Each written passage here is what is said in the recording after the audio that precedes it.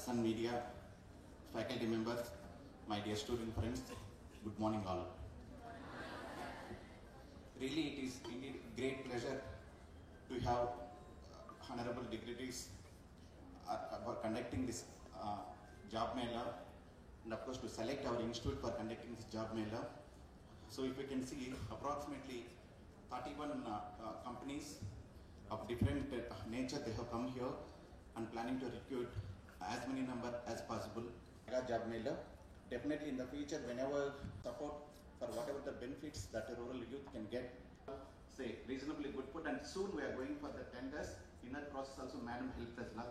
Thank you madam for all your support in that regard. Okay. So once again I thank the Honorable Minister and District Collector Giluru. Support of Honorable Minister sir, in which around 30 plus companies have come here today to recruit around 1500 employees who are eligible to the job roles as per the requirements of the industries. So we personally request all the candidates interested attended today for the event to utilize this great opportunity, and we thank the dignitaries for giving out this opportunity for providing employment to the youth. Thank you. మరి ప్రభుత్వం వారు కొత్తగా government form చేసినప్పుడు ఒక promise చేశారు, 20 lakh యూత్కి మనం skill development చేసి అలాగే జాబ్స్ కూడా ఇవ్వాలని చెప్పి ఎన్హాన్స్ చేసి వాళ్ళందరికీ లైవ్లీహుడ్స్ ఇవ్వడానికి, అలాగే కొత్తగా ఈ సంవత్సరం మళ్ళీ ఇండివిజువల్గా కూడా లైవ్లీహుడ్ చేయడానికి, అలాగే వాళ్ళు ఇండివిజువల్గా కూడా జాబ్స్ చేసుకోవడానికి కూడా కొత్తగా గవర్నమెంట్ ప్లాన్ చేసింది. ఫార్మర్స్ కి మనం లోన్ ఇవ్వాలి, దాని గురించి చూడండి, కొంచెం స్పీడప్ చేయండి అంటారు. ఒకరోజు ఫోన్ చేసి ఒక విలేజ్ డ్రింకింగ్ వాటర్ ప్రాబ్లం ఉన్నాయి అంటారు. ఒకరోజు ఫోన్ చేసి పోక్సో విక్టిమ్ కి మనం కాంపెన్సేషన్ చేసామా లేదా, ఎక్కడ దాకా వచ్చింది, ఎవరితోటి మాట్లాడలేదు, సాల్వ్ చేయాలంటే అడుగుతారు. ఇప్పుడు మనకు జాబ్ మేళా. సో అన్ని రకాల ప్రాబ్లమ్స్ సొసైటీలో ఏం నడుస్తున్నాయి అన్ని ఫస్ట్ హ్యాండ్ ఇన్ఫర్మేషన్ ఆయన దగ్గర ఉంటుంది.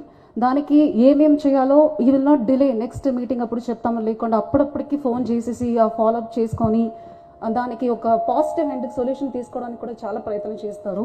సో ఇప్పుడు all parts of the society అందరూ కవర్ అయిన లాస్ట్ మైల్గా ఇప్పుడు యూత్కు కూడా ఇమ్మీడియట్గా ఒక జాబ్ మేళ కూడా ఆయన పెట్టించడం జరిగింది. So it shows his commitment to serve all parts of the society. I thank you very much sir for this initiation. So మనకు ఈ జాబ్ మేళాలో భాగంగా ఏమేం క్వాలిఫికేషన్ కావాలి, ఏమేం స్కిల్లింగ్ చేసుకోవాలి, we need to be constantly doing some upskilling courses. So దానికి కూడా మనం ప్లాన్ చేసుకొని డీటెయిల్గా వర్కౌట్ చేయడం జరిగింది. అందులో ఫస్ట్ స్టెప్గా ఈ జాబ్ మేళా ఉంటుంది. ఇంకా చాలా కంపెనీస్ మమ్మల్ని అప్రోచ్ చేస్తున్నారు. సో వాళ్ళకి కావాల్సిన స్కిల్స్ ఏవే ఉన్నాయి దాన్నే స్కిల్ ల్యాబ్, స్కిల్ కాలేజ్ ద్వారా కూడా ట్రైనింగ్ ఇవ్వాలని we have planned. So I request all the youth in our district to make use of it. I thank all the companies, I thank CDAP, I thank Skill Development Corporation, and of course our Honorable Minister sir for having this initiation and making it a grand success. Thank you very much.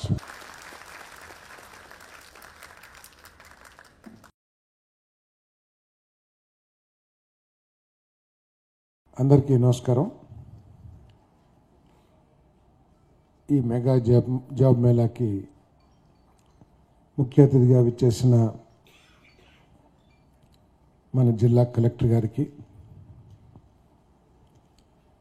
ఈ కార్యక్రమాన్ని అద్భుతంగా నిర్వహిస్తున్న IIIT సిబ్బందికి, పర్టికులర్గా director గారికి, అదేవిధంగా administrative officer గారికి, PD skill development, మన కొత్తగా వచ్చిన సబ్ కలెక్టర్ గారికి, మన DSP గారికి, ఇక్కడికి వచ్చేసిన సోదర సోదరీమణులకు, ప్రత్యేకంగా యువకులకి అందరికీ నా హృదయపూర్వక నమస్కారాలు. అన్నిటికంటే ముఖ్యమైనది, ఎంతో పేరుగాంచిన కంపెనీస్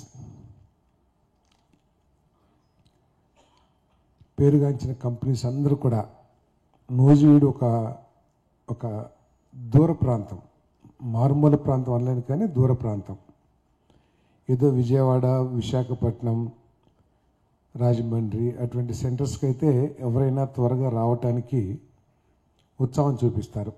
ఎందుకంటే అన్ని వనరులు అన్ని వసతులు ఉంటాయి కాబట్టి. కానీ మా ఆహ్వానాన్ని, ప్రభుత్వం యొక్క ఆహ్వానాన్ని మన్నించి ఇంత దూరం వచ్చి ఈ కార్యక్రమాన్ని ఇంత సక్సెస్ చేస్తున్న వివిధ ఫ్యాక్టరీ లేకపోతే సాఫ్ట్వేర్ కంపెనీస్, ఇండస్ట్రీస్ వారందరికీ కూడా చేతులెత్తి నమస్కరించి ధన్యవాదాలు తెలియజేస్తా ఉన్నాను.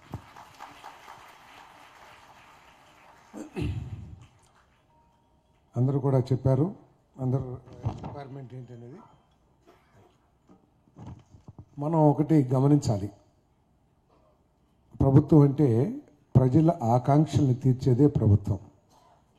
ప్రజల ఆలోచనల్ని గమనించి జాగ్రత్తగా వ్యవహరించేదే ప్రభుత్వం అనేది నా వ్యక్తిగత అభిప్రాయం.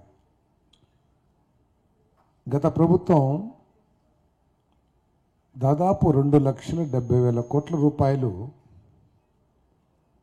వివిధ సంక్షేమ పథకాల కింద ఈ రాష్ట్రంలోని దాదాపు 60-70% ప్రజలకు ఇచ్చామని చెప్పేసి ఇచ్చిన మాట కూడా వాస్తవమైంది. నేను రాజకీయాల గురించి మాట్లాడతలేదు, దయచేసి ఇచ్చారని చెప్పేసి గత ప్రభుత్వం చెప్తా ఉంది. ప్రతి ఒక్కరికి కూడా సంక్షేమ కార్యక్రమాలు అందినాయి. ఒకరికి ₹1,00,000, వాళ్ళకి ₹2,00,000, లేకపోతే ఒకరికి ఇంకెక్కువ తక్కువ రకరకాలుగా అందినాయి. పిల్లలకి ఫీజు రింబర్స్మెంట్ అటువంటివన్నీ కూడా ఇచ్చారని. కానీ గత ఎన్నికల్లో చరిత్రలో ఎన్నడూ లేని రిజల్ట్స్ ఇచ్చిన ప్రజల ఆకాంక్షలు ఏమిటో మనందరం కూడా అర్థం చేసుకోవాల్సిన అవసరం ఉంది. ప్రజలకి ప్రభుత్వం ఆర్థికంగా సహాయం చేయాలని పడతారు, దాంట్లో తప్పు లేదు కూడా. కానీ ప్రజలు ఆశించేది ఏమిటంటే ఈ రాష్ట్రానికి ఒక మంచి భవిష్యత్తు, ఈ రాష్ట్రంలో పెరుగుతున్న యువతి యువకులకి బంగారు భవిష్యత్తు కల్పించే భరోసా ఈ ప్రజలు కోరుకునేది. తర్వాతే సంక్షేమ కార్యక్రమాలు కానివ్వండి, లేకపోతే సహాయాలు కానివ్వండి. ఎప్పుడైతే పిల్లలకి మంచి భవిష్యత్తు ఏర్పాటు చేయగలదో ప్రభుత్వం, ఎప్పుడైతే రాష్ట్రాన్ని అన్ని రంగాల్లో కూడా ముందుకు తీసుకెళ్ళగలదో ప్రభుత్వం, ఆ పరిస్థితుల్లో ప్రజలకి సంక్షేమ పథకాలు ఎక్కువగా అవసరం ఉండవని చెప్పేసి నేను భావిస్తా ఉన్నాను. నేను ఎప్పుడైతే కుటుంబంలో ఒక సభ్యుడికో ఇద్దరు సభ్యులకో ఉద్యోగ అవకాశాలు లభించినా, మన పిల్లలు బాగా చదువుకుని అమెరికా లేకపోతే ఇతర రాష్ట్రాలకు వెళ్ళి బాగా సెటిల్ అయ్యి కుటుంబాన్ని పోషించుకోగలిగిన, అదేవిధంగా వాళ్ళు ఆధారపడే వ్యవసాయ రంగాన్ని బాగా అన్ని విధాలా సహకరించి సాగునీరు కానివ్వండి, ఎరువులు కానివ్వండి, లేకపోతే ఇంకా ఆర్థిక సాయం కానివ్వండి అన్నీ చేస్తే వారు ఎక్కువగా ప్రభుత్వం వైపు సంక్షేమ కార్యక్రమాల గురించి చూడాల్సినంత అవసరం ఉండదేమో అని చెప్పేసి నేను భావిస్తా ఉన్నాను.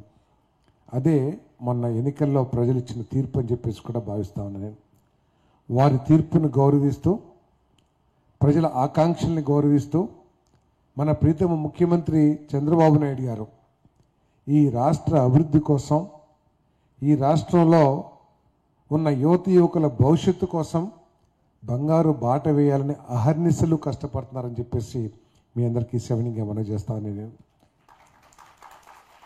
నేను చాలామంది దగ్గర పనిచేశాను, చాలా గొప్ప నాయకుల దగ్గర కూడా పనిచేశాను. కానీ ముఖ్యమంత్రి గారి కమిట్మెంట్ కానివ్వండి, హార్డ్ వర్క్ కానివ్వండి, ఆ దూరదృష్టి కానివ్వండి, ప్రపంచంలోనే డెవలప్ అయిన అన్ని టెక్నాలజీస్ గురించి అవగాహన కల్పించుకోవడం కానివ్వండి, చంద్రబాబు నాయుడు గారే సాటి అని చెప్పేసి మీ అందరికీ మనం చేస్తామని నేను. ఆయన 14 గంటలు కంటిన్యూస్గా కూర్చుని ప్రతి విషయాన్ని కూలంకుషంగా, మనం ఒక 2-3 గంటలు కూర్చోగానే ఇసుగు, కోపం అన్నీ కూడా వచ్చేస్తూ ఉంటాయి, నిద్ర అన్నీ వచ్చేస్తూ ఉంటాయి. కానీ 9 గంటలకి రివ్యూ ఏ విధంగా మొదలుపెట్టారో అదే ముఖంలో భావనలతో రాత్రి 10 గంటల 45 నిమిషాలకు కూడా అదే భావనతో, అదే చిరునవ్వుతో, అదే ఎనర్జీతో ఆ రివ్యూని కంప్లీట్ చేశారంటే ఆయన ఎంత కమిట్మెంట్తో ఈ రాష్ట్ర అభివృద్ధి కోసం పనిచేస్తున్నాడో మీరు అందరూ కూడా అర్థం చేసుకోవాలని చెప్పేసి మనం చేస్తాం. మన కలెక్టర్ గారు కూడా ఉన్నారు. మా అందరికీ కరెక్ట్ గారికి నిద్ర రాలేదు, కానీ మా అందరికైతే అన్ని గంటలు కూర్చునేసరికి నీరసం అన్నీ వచ్చేసినాయి. మేము అటు ఇటు తిరుగుతా, ఒకసారి బయటికి వెళ్ళి ఒక కప్పు కాఫీ తాగుతా, లేకపోతే ఏదో టాయిలెట్ కనో లేకపోతే 2 చిట్ చాట్ కనో అట్లా వెళ్ళి 5-6 సార్లు వేసాను. ముఖ్యమంత్రి గారు ఒక్కసారి కూడా కుర్చీలో నుంచి కదలకోకుండా కేవలం లంచ్ అరగంట, టీకి ఒక 15 నిమిషాలు, మొత్తం 1 గంట, 14 గంటలు, 14.5 గంటలు. సో ఆ విధంగా ఈ రాష్ట్ర అభివృద్ధి కోసం మరి రచనలు చేస్తూ, ఆలోచన చేస్తూ, ఉన్న అవకాశాలన్నింటినీ సద్వినియోగం చేసుకుంటూ, ప్రపంచంలో ఏ సాంకేతికత అభివృద్ధి ఉందో ఆ అభివృద్ధిని మన రాష్ట్రానికి పట్టుకురండి అని అధికారులకి ఆదేశిస్తూ, ఆ సాంకేతిక ద్వారా ఈ రాష్ట్ర ప్రజలకి మేలు జరగాలనే ఆలోచనతో ఈరోజు చంద్రబాబు నాయుడు గారు పనిచేస్తారని చెప్పేసి మీ అందరికీ మనవి చేస్తాను. ఆయన ఎడ్యుకేషన్ దగ్గర నుంచి, స్కిల్ డెవలప్మెంట్ దగ్గర నుంచి, ఉపాధి అవకాశాల వరకు కూడా వినూత్నంగా ఆలోచిస్తూ ఈ రాష్ట్రాన్ని ముందుకు తీసుకెళ్ళని ఆలోచన చేస్తానని చెప్పేసి మనం చేస్తాను. ఎడ్యుకేషన్ పరంగా కూడా మన ప్రీతమ హెచ్ఆర్డి మినిస్టర్ గారు లోకేష్ గారు కూడా తండ్రికి తగ్గ తనయుడిలాగా ఆయన కూడా ఈ రాష్ట్ర అభివృద్ధి కోసం సాంకేతికంగా కానివ్వండి, లేకపోతే ఇన్వెస్ట్మెంట్ ఇన్వైట్ చేయడానికి కానివ్వండి, ఆయన కూడా అహర్నిశలు కృషి చేస్తూ ఈ రాష్ట్ర యువకులకి మంచి భవిష్యత్తు కల్పించాలని చెప్పేసి ఒక ఆలోచన చేస్తారు. ఎడ్యుకేషన్ కూడా నిన్ననే ఆఖరికి ఇంటర్మీడియట్ వాళ్ళకు కూడా భోజన సదుపాయాలు ఏర్పాటు చేయాలి. గవర్నమెంట్ కాలేజెస్లో పేదవాళ్ళు చదువుకుంటారు, పేదవాళ్ళు వారి ఆర్థిక పరిస్థితుల మూలంగా మరి చదువు మానేయటమో లేకపోతే పాస్ పర్సంటేజ్ పెరగకపోవటమో రకరకాల సమస్యలు ఉన్నాయి. వాటిని అధిగమించడం కోసం ఏమేం చేయాలని చెప్పేసి ఆయన చాలా ఆలోచన చేస్తారని చెప్పేసి మనం చేస్తాను.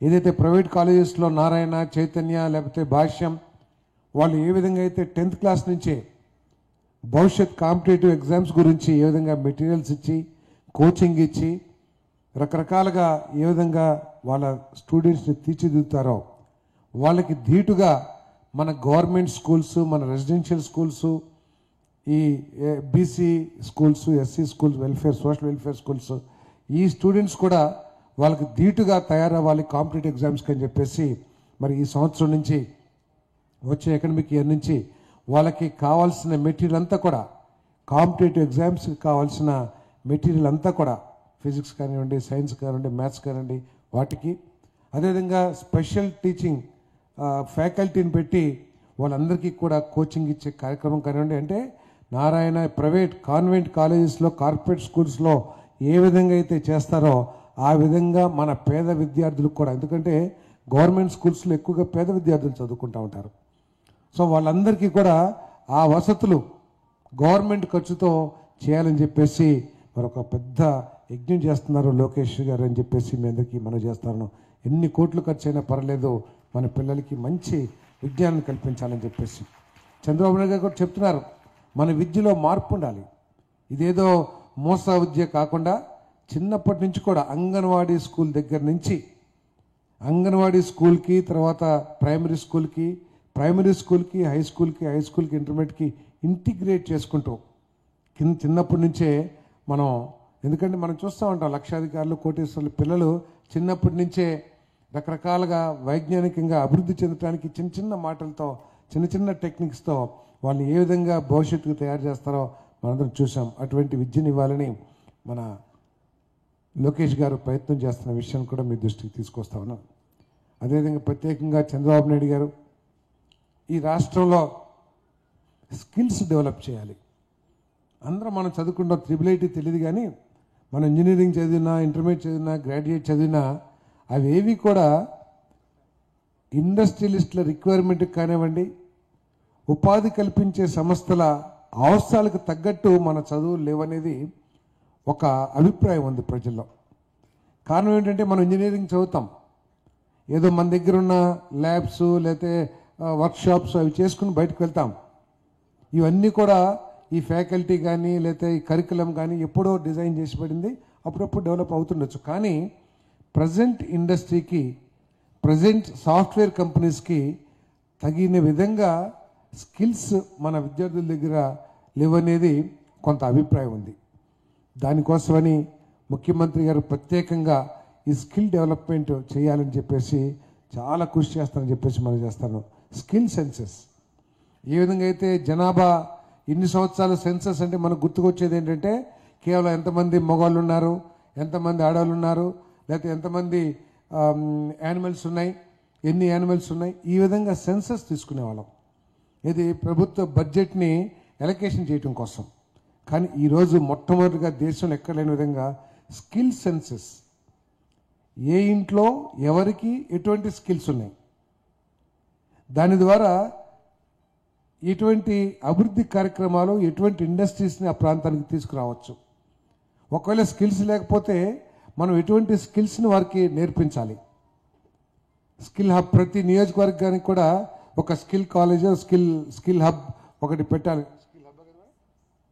స్కిల్ హబ్స్ ప్రతి నియోజకవర్గంలో కూడా, నూజివీడులో ఒక స్కిల్ హబ్, అదేవిధంగా చింతలపూడిలో ఒక స్కిల్ హబ్, రాష్ట్రంలో 175 నియోజకవర్గాల్లో 175 స్కిల్ హబ్స్ ఏర్పాటు చేయాలని చెప్పేసి మరి ముఖ్యమంత్రి గారు ఆలోచన చేస్తారని చెప్పేసి మనం చేస్తాను. దీనివల్ల ఏమవుతుందంటే ప్రపంచవ్యాప్తంగా ఉన్న సాఫ్ట్వేర్ కంపెనీలు కానివ్వండి, ఐటీ కంపెనీలు కానివ్వండి, లేకపోతే మ్యానుఫ్యాక్చరింగ్ కంపెనీస్ కానివ్వండి, సర్వీస్ సెక్టర్ కానివ్వండి, లేకపోతే ఏదైనా సరే అందరూ కూడా మన రాష్ట్రం వైపు తప్పకుండా తిరిగి చూడాల్సిన అవసరం ఏర్పడుతుందని చెప్పేసి మీ అందరికీ మనం చేస్తాను. నేను మొన్ననే ఒక ఏఐ ఎక్స్పర్ట్ మన కాలేజీకి వచ్చారు, ట్రిపుల్-ఐటీకి. ఆయన చెప్తుంటే నేను చాలా గర్వంగా ఫీల్ అయ్యాను. నేను ఆయన అంటే ఎంతవరకు కరెక్టో నాకు తెలియదు, కానీ ఏఐ సెక్టర్లో ఆయన టాప్ 10 పీపుల్లో ఒక అతను అని చెప్పేసి చెప్పారు. పవన్ ఏదో ప్రణవ్ ఏదో పేరుంది, ప్రణవ్. ఆయన టాప్ 10-15 మెంబర్స్లో ఆయన ఆయన అమెరికాలో ఒక పెద్ద కంపెనీలో ఆయన మంచి సీనియర్ పోస్ట్లో ఉన్నారు. ఆయన ఒక సందర్భంలో ఇక్కడికి వచ్చారు. ఆయన తర్వాత నాకు చెప్పారు, సారథి గారు, you have diamonds in your triple-IT college. I must appreciate the faculty. అంత బాగా వాళ్ళని తయారు, ఎందుకంటే ఈ ట్రిపుల్-ఐటీలో ఉన్న వాళ్ళందరూ కూడా ఎక్కువగా గ్రామీణ ప్రాంతం నుంచి వచ్చిన స్టూడెంట్స్, గవర్నమెంట్ స్కూల్స్ నుంచి వచ్చిన స్టూడెంట్స్, ఎక్కువగా పేద కుటుంబాల నుంచి వచ్చిన స్టూడెంట్స్. డైమండ్స్ని తయారు చేసింది ఈ ట్రిపుల్-ఐటీ కాలేజ్ అని చెప్పారు. వాళ్ళు వెంటనే 23 మందికి కొంత ఉపాధి అవకాశాలు కూడా కల్పించి ఒక ఇంక్యుబేషన్ సెంటర్ కూడా ఇక్కడ స్థాపించడం జరిగింది. సో అటువంటి స్కిల్స్ని కనుక మనం చేసినట్లయితే మన యువకులకి ఒక మంచి భవిష్యత్తు ఉంటుందని చెప్పేసి స్కిల్ హబ్స్ ఏర్పాటు చేసి వాళ్ళకి ఉద్యోగ అవకాశాలు కల్పించాలని చెప్పేసి మనం చూశారు. సరే, స్కిల్స్ తయారు చేసిన తర్వాత నా పని అయిపోయిందని చెప్పేసి చంద్రబాబు నాయుడు గారు ఏమి కామ్గా కూర్చోలా. 10 పాలసీస్ తీసుకొచ్చారు ఈ 6 నెలల కాలంలో ఈ రాష్ట్ర అభివృద్ధి కోసం. ఇండస్ట్రియల్ పాలసీ కానివ్వండి, ఫుడ్ పార్క్ పాలసీ కానివ్వండి, ఐటీ పాలసీ కానివ్వండి, industrial development policy, MSME entrepreneur development policy, food processing policy, electronics policy, private parks policy, integrated clean energy policy, తర్వాత ఇవన్నీ కూడా 10 పాలసీస్ తీసుకొచ్చి దీని ద్వారా ఇన్వెస్ట్మెంట్ని ఈ రాష్ట్రానికి ఆహ్వానించాలనేది లక్ష్యం. నిన్ననే ఒక ఎన్టీపీసీ అందరూ అనుకుంటారు పేపర్లో 1,00,000 కోట్లు అంటున్నారు, 2,00,000 కోట్లు, ఇదంతా అంబకరాబాయ్, ఏముండదు, అదంతా ఆఖరికి ఏముండదని. తీసుకొచ్చే కంపెనీలు కూడా మామూలు కంపెనీస్ని తీసుకురావట్లే. ఎన్టీపీసీ మన దేశ నవరత్నాల్లో అదొక రత్నం. అంటే ఉన్న మంచి టాప్ కంపెనీస్లో ఎన్టీపీసీ ఒక కంపెనీ. ఆ కంపెనీ 1,87,000 కోట్ల రూపాయల పెట్టుబడితో సోలార్ ఎనర్జీ కానివ్వండి, విండ్ ఎనర్జీ కానివ్వండి, పంప్ స్టోర్ ఎనర్జీ కానివ్వండి, మన అమోనియం తయారు చేస్తాం కానివ్వండి, అయితే కార్బన్ డిపాజిట్స్ కానివ్వండి, రకరకాల నాన్ కన్వెన్షనల్ ఎనర్జీస్ని డెవలప్ చేస్తానికి మరి వాళ్ళు పెట్టుబడి పెట్టబోతున్నారు. 1,87,000 కోట్ల రూపాయలు కేంద్ర ప్రభుత్వ సంస్థ. దాని ద్వారా 1,06,000 మందికి ఉద్యోగ అవకాశాలు. మనం చూసాం గూగుల్ ప్రపంచవ్యాప్తంగా పేరు పొందిన కంపెనీ. లోకేష్ గారి అమెరికా ట్రిప్ మూలంగా ఆయన అమెరికాలో చేసిన సంప్రదింపుల ద్వారా వెంటనే ఆయన అమెరికా నుంచి ఇండియా వచ్చిన 10 రోజుల్లోనే ఆ కంపెనీ యాజమాన్యం మన అమరావతికి వచ్చి ముఖ్యమంత్రి గారి సమక్షంలో మన రాష్ట్ర ప్రభుత్వంతో అగ్రిమెంట్ చేసుకెళ్ళిందని చెప్పేసి మీ అందరికీ సవినీయంగా మనం చేస్తాను. అదేవిధంగా ఒరిస్సా వెళ్ళిపోయిందని అందరూ చెప్పుకున్నారు. ఆస్లరీ మిట్టల్ స్టీల్స్ ఏదైతే ఉందో అది ఒరిస్సాలో ఏర్పాటు చేస్తున్నారని చెప్పేసి మనందరికీ నాతో సహా తెలిసిన విషయం. కానీ వారు మన రాష్ట్రంలో ఇప్పుడు చంద్రబాబు నాయుడు గారు వచ్చిన తర్వాత ఈ రాష్ట్రంలో పెట్టుబడి పెట్టాలని, కొన్ని వేల కోట్ల రూపాయలు పెట్టుబడి పెట్టాలని మరి ఈరోజు అగ్రిమెంట్ చేసుకున్నారని చెప్పేసుకొని మనం చేస్తాం. 1 సంవత్సరం 2 సంవత్సరాల్లో అది పూర్తి కాబోతుంది. అదేవిధంగా రిలయన్స్ వాళ్ళు దాదాపు 65,000 కోట్ల రూపాయల పెట్టుబడితో 500 యూనిట్స్ ఏది కంప్రెస్డ్ బయోగ్యాస్, మనకి ఏదైతే వేస్ట్ ఉంటుందో వ్యవసాయ వేస్ట్ ఆధారంగా మనం గడ్డి అంతా కూడా పడేస్తూ ఉంటాం. అదేవిధంగా జొన్న కర్రలు కూడా పడేస్తూ ఉంటాం. లేకపోతే ఇంకా రకరకాలుగా వ్యవసాయంలో అంతే అనేక వేస్ట్ ఉంటుంది. ఆ వేస్ట్ ఆధారంగా ఇక్కడ ఏమీ పండని స్థలాల్లో నేపియర్ గ్యాస్ పెంచి ఆ గ్యాస్ ద్వారా 65,000 కోట్ల పెట్టుబడితో కంప్రెస్డ్ బయోగ్యాస్ పెడతానికి మరి మొన్ననే అగ్రిమెంట్ చేసుకున్న విషయం కూడా తెలిసింది. ఇవన్నీ కూడా చిన్న కంపెనీలు లేకపోతే కోట్లు వేసుకొచ్చి సంతకాలు పెట్టిన కంపెనీలు కాసమా, వీటన్నిటికీ కూడా ప్రపంచంలో ఒక స్థాయి కలిగిన కంపెనీలు. సో ఇవన్నీ వస్తే మనందరికీ ఎటువంటి భవిష్యత్తు ఉంటుందో ఒకసారి ఆలోచించేయమని చెప్పేసి మనం చేస్తాను. కాబట్టి యువకులందరూ కూడా స్కిల్స్ నేర్చుకుని ఈ ప్రభుత్వం చేస్తున్న ప్రయత్నాలన్నింటినీ సద్వినియోగం చేసుకుని మీరందరూ కూడా మంచి భవిష్యత్తు కలగాలి అనేది ఈ రాష్ట్ర ముఖ్యమంత్రి గారి అభిప్రాయం అని చెప్పేసి కూడా మీకు మనం చేస్తాను. వీటితో పాటు అనేక పేద వర్గాలు ఎవరైతే చేతి వృత్తుల మీద ఆధారపడి ఉంటారో, గొర్రెల కాపర్లు కానివ్వండి లేదా నాయి బ్రాహ్మణులు కానివ్వండి, వాళ్ళకు కూడా ఆర్థిక సాయం చేసి వారి వృత్తుల్లో ఇప్పుడు అదేమి ఒట్టి ప్రతి ఒక్కరు కూడా సాఫ్ట్వేరు లేకపోతే ఆర్టిఫిషియల్ ఇంటెలిజెన్స్ మీదే ఆధారపడక్కర్లా. మనం చేసే కార్యక్రమం ఏదైతే ఉందో అవన్నీ కూడా మానవాళికి అవసరమని, గొర్రెల పెంపకం మానవాళికి అవసరం, నాయ బ్రాహ్మణులు చేసే సెలూన్ కంపల్సరీగా కావాల్సిందే ప్రతి ఒక్కరికి కూడా. అదే ఏఐని కానివ్వండి, సాంకేతికతను కానివ్వండి, దాంట్లో మనం జోడించినట్లయితే ఇంకా బెటర్గా వాళ్ళు ఆదాయాన్ని పెంచుకోవడానికి అవకాశాలు ఉంటాయి. కాబట్టి వాళ్ళకు కూడా ఆర్థిక సాయం చేసే కార్యక్రమాన్ని ఈ ప్రభుత్వం చేస్తుందని చెప్పేసి కూడా ఈ సందర్భంగా మీ అందరికీ తెలియజేస్తా ఉన్నాను. దాంతోపాటు మరి ఇరిగేషన్ కానివ్వండి, వ్యవసాయం కానివ్వండి, మీ కుటుంబాలు మీ తల్లిదండ్రులు అందరూ కూడా ఎక్కువ మంది వ్యవసాయం మీద ఆధారపడి ఉన్నారు. వారికి కూడా అండగా ఉండే విధంగా ఈ ప్రభుత్వం ఆలోచిస్తుందని చెప్పేసి మీ అందరికీ సెవెన్గా మనవి చేస్తూ మరి ఈ కార్యక్రమాన్ని ఏర్పాటు చేసిన అందరికీ కూడా నేను ప్రత్యేకంగా ధన్యవాదాలు తెలియజేస్తా ఉన్నాను. మన ఏలూరు జిల్లాకి మంచి అధికార యంత్రాంగం ఉంది. అందరూ కూడా వెంటనే మన కలెక్టర్ గారు ఏది చెప్పినా కూడా వెంటనే స్పందించి, ఇప్పుడు నేను ఆమె గురించి చెప్తే ఆమె నా గురించి చెప్పి పొగుడుకున్నట్టు ఉంటుంది, కానీ వాస్తవాలు చెప్తా ఉన్నాం మీకు. మన కలెక్టర్ గారు ఏ విషయం చెప్పినా కూడా వెంటనే స్పందించి సంబంధిత అధికారులతో మాట్లాడి పలానా ఇది సార్ ప్రాబ్లం, ఇదైతే చేయగలము, ఇది చేయలేము, రెండు కరాఖండిగా చెప్పే మంచి అధికారిని చెప్పేసి కూడా మీ అందరికీ మనం చేస్తాను. ఏదో మంత్రి గారు చెప్పారు కదా అని చెప్పేసి అయ్యేది అవ్వంది చేస్తాం సార్ అని చెప్పేసి తప్పించుకునే తత్వం కాకుండా ఈ విధంగా చేయొచ్చు సార్, ఈ విధంగా అయితే అవుతుంది, ఇది కాదు సార్ అని చెప్పేసి చక్కగా మరి యంత్రాంగాన్ని అంతా కూడా చక్కగా నాయకత్వంలో ముందుకు తీసుకెళ్తున్న మంచి అధికారిని మనకుంది. అదేవిధంగా కొత్తగా సబ్ కలెక్టర్ గారు వచ్చారు. తప్పకుండా ఈ అధికారులందరూ కూడా ప్రభుత్వ ఆలోచనకి అనుగుణంగా పనిచేస్తూ మనందరికీ కూడా సేవలు అందించడానికి మరి సిద్ధంగా ఉన్నాం. మొన్ననే ఇదే నియోజకవర్గంలో బ్యాంకర్స్ అందరినీ కూడా పిలిచి ఈ నియోజకవర్గంలో గొర్రెల కాపర్లకు కానివ్వండి, చేతి వృత్తుల వాళ్ళందరికీ కూడా ఆర్థిక సాయం చేయాలి. ఏదైతే కేంద్ర ప్రభుత్వం బ్యాంకుల్లో అనేక పథకాలు పెట్టింది పేదవాళ్ళకి ఆర్థిక సాయం చేయడానికి, కానీ అవన్నీ తెలియక వాటి గురించి అవగాహన లేక ఎవ్వరు కూడా దాన్ని వాడుకోలేరు. ఎవరో నిజంగా ఆ వృత్తుల మీద ఆధారపడిన వాళ్ళు వాడుకోరు. ఎవరో నాబోటి వైట్ కాలర్ గాళ్ళు ఏదో పేరు పెట్టేసి వాటిని వాడుకుంటాం, వాటిని తినేసి ఏదో మేమేమో నాబోటి రాజకీయ నాయకుడు మేము ఇంత ఇచ్చాం అంత ఇచ్చాం అని చెప్తారు. కానీ నిజంగా ఎవరైతే వినియోగించుకుని పైకి రాగలరో వాళ్ళకి అందే పరిస్థితులు చాలా తక్కువగా ఉన్నాయి.